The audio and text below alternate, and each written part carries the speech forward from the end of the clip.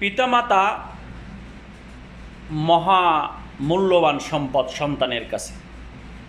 আর এই মহামূল্যবান সম্পদ যদি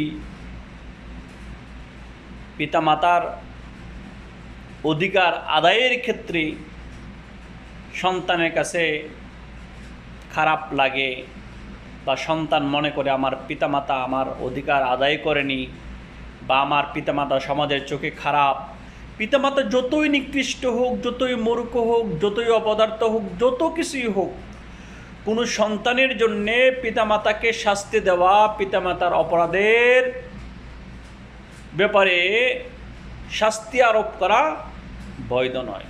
কোনো ধর্মেই না, ইসলামে নয়, কোনো ধর্মেই নয়। বরংস সন্তানের যত সম্পদ রয়েছে, সে সম্পদ, জান মাল যা কিছু রয়েছে সব কিছু সন্তানের জন্য, পিতামাতার জন্য। এমনকি সন্তানের জান এবং মাল পিতামাতা যদি চায় তার সন্তানকে বিক্রি করে দিবে,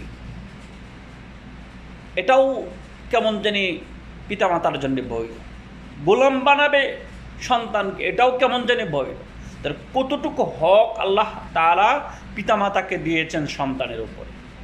সুতরাং কোনো পিতামাতাকেই যেন আমরা অপমান, অপদস্থ এবং নিগৃহীত না করি।